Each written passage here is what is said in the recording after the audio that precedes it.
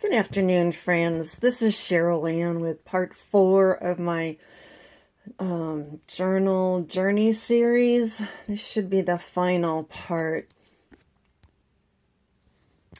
I love picking up cookbooks in the neighborhood, the neighbor city actually. Library had a book sale about 3 weeks ago, and all their hardcovers were $1. So of course I ran over there first thing when they opened. I was in line before they opened, and so were about 50 other people. But I bought a McCall's cookbook over there. This is a really nice size. And I have it ready to go. This one actually has 7 signatures. I'm a little nervous about this because I have not done 7, and I'm trying to figure out how I'm going to get 7 in here and some space, so I may have to rethink it and maybe only do 4. That's why I don't sew things now till I really think it over. And this one has been sitting for a while, so the pages are nice and flat, but I'm thinking 7 might, I have huge hands. I have a concert pianist's hands. Big hands, big fingers, and I can reach a 10th with no problem, and for me to get these hands in a tiny space, I may have to rethink this one. That's why I let them sit for a while. This is my second ring binder cookbook. This is that Better Homes and Gardens cookbook. I did put gesso on the front just because I wanted my fabric or other things to not slide around. This one ring binder I was having some trouble with it closing, so I put this on it, and it's been sitting here for a while. I also like to put a binder around my pages, that way they sit and they kind of get set, so it's just a little easier to work with them.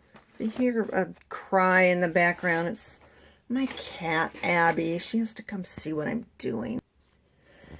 This is one of the cookbooks I picked up at the neighbor city book sale. And again, it's one of these oversized ones. I really love these oversized ones. And I had this calendar that had all these gorgeous pictures in it. And I thought, oh, I could make a seasons one. This would be winter, fall. Look at these pictures, spring, and I don't know, January, February kind of thing. So I've just laid in my papers. I haven't done anything with it yet. Again, see that Arizona highways, those pages are just perfect for this size, which is why I just love this size.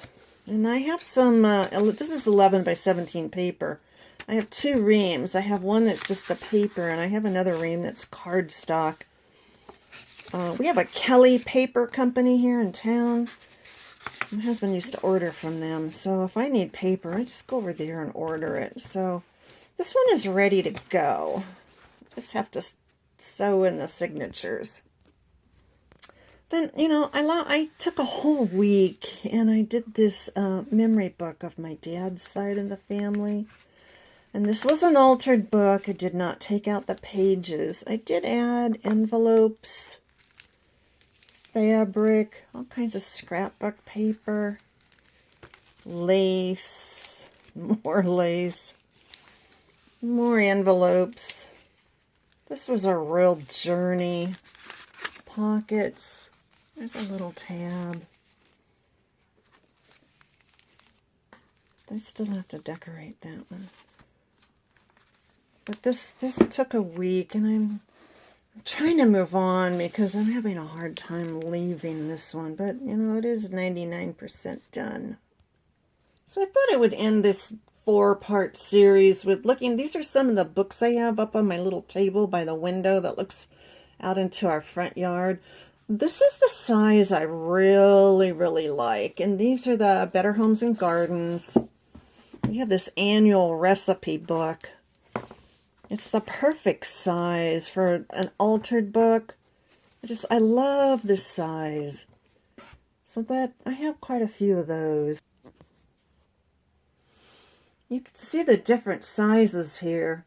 I don't have them all lined up in order or anything, but this is the size I like. This Sunset Cookbook. I'm going to save that one because I love that cover. Look at the color. I'm thinking of some kind of spring garden cookbook kind of thing. And it has paper. It doesn't have that slick paper. It has real paper. I picked up a couple of these books at the book sale. These are the Vineyard Seasons by Susan Branch. I really love her illustrations. Oh, somebody's written a little dedication in that one. The first book I ever did was using one of these. Unfortunately, it was a first edition. So now I always check that. But hers are really good to use as altered books. They have nice paper. Not that shiny stuff. I have some other books here that I just kind of stacked up. These were books I got these at the book sale. And then of course no journaler would be without these Reader's Digest books with their beautiful covers. Oh my goodness, look at these. These are absolutely gorgeous. I don't usually find these here in town. I found these up at the little thrift store up in our local mountains. It's the same city as my horses. So that's been my journal journey from where I started to where I am now and where I'm going to be in the future. I mean, these are all books that I want to work on at some point. I'm really not sure at this point today what I'm going to work on next, but it'll be fun. I want it to be fun. I want it to be a learning experience, so I hope your journey has been as exciting as mine, and until the next time we visit, happy journaling and have a good day. Bye-bye.